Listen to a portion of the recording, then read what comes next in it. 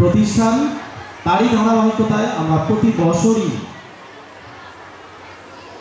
একটু একটু করে এগিয়ে আসছি এবং প্রতি বছরই আমরা পূর্বের বছরের চেয়ে তুলনামূলক বেটার অংশগ্রহণমূলক প্রোগ্রাম এবং অর্জন করে যাচ্ছি। আমরা 19 সাল থেকে এ পর্যন্ত যা অর্জন করেছি, আমরা প্রথমত স্ট্রাগল করেছি 2020-21 কোভিডে, আমরা সেখানে স্ট্রাগল করে টিকে আছি। এরপর আমরা 22-এ পঞ্চম শ্রেণীর বৃত্তি পরীক্ষা অনুষ্ঠিত হয়েছিল।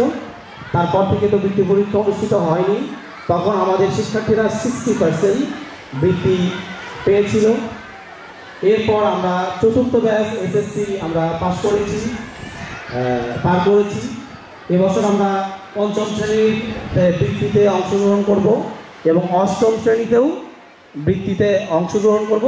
সেই প্রস্তুতি নিয়ে আমরা এবছর একাডেমিক কার্যক্রম চালাচ্ছি।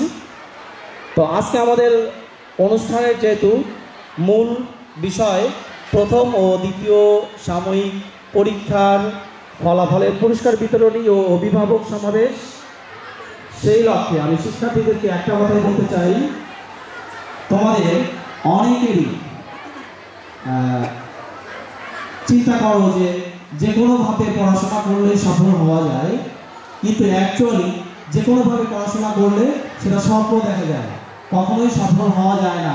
আর সফলতা একটু একটু অভ্যাস তৈরির মধ্য দিয়ে আসে। যে কারণে আজকে হয়তো তোমরা মনে করো যে একটু টিভি দেখি, একটু মোবাইল চালাই বা অন্যান্যভাবে সময় নষ্ট করো বা হোমওয়ার্ক রেগুলার করো না, স্কুলের শিক্ষকদের যেভাবে নির্দেশনা দেওয়া হয় সেভাবে তোমরা কাজ করো না, যে কারণে অনেকেই ব্রাইট রেজাল্ট থেকে ছিটকে পড়ো।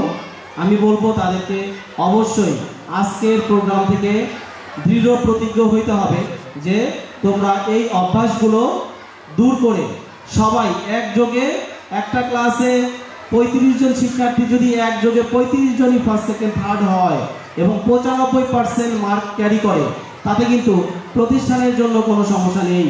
আমি চাই তোমরা সবাই একযোগে 95 থেকে 100% মার্কের মধ্যে থাকবা এবং একযোগে আমরা সবাইকে প্রথম, দ্বিতীয় এবং তৃতীয় আমরা পুরস্কার দিব। একইভাবে আবার বলতে চাই যে সকল শিক্ষার্থীরা আজকে মেরিট লিস্টে আসছো, তাদেরকে যে তারা নিচে মেরিট লিস্টে থাকার কারণে এমন কোনো গদগদ হওয়ার নেই যে আমি ফার্স্ট বা সেকেন্ড বা থার্ড হয়েছি, আমি বোধহয় অনেক কিছু হয়ে গিয়েছি। আসলে যে ক্লাসেই পড়ো, প্লে থেকে এসএসসি 10ম শ্রেণী পর্যন্ত, অ্যাকচুয়ালি এটা একটা মাধ্যমিক লেভেল বা প্রাথমিক লেভেলের শিক্ষা ব্যবস্থা, একাডেমিক শিক্ষা ব্যবস্থা। এই শ্রেণীগুলোতে ফার্স্ট সেকেন্ড থার্ড হওয়ার জন্য এই সময়ের জন্য একটা অনুপ্রেরণা, কিন্তু ক্যারিয়ারের জন্য এটা প্রত্যেকটা ক্লাসেই নিজেকে তৈরি করার মধ্য দিয়ে ক্যারিয়ার তৈরির অনুপ্রেরণা হিসেবে কাজ করবে। একটা মালা যেরকম একটা পুঁতি দিয়ে মালা হয় না, ঠিক একইভাবে অনেকগুলো পুঁতি ছাড়া মালা হয় না। ঠিক একইভাবে বলতে চাই যে সকল শিক্ষার্থীরা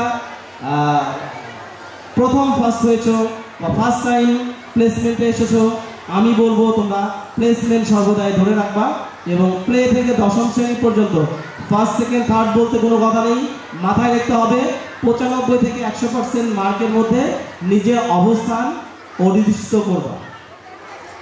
এরপরে আমি বলতে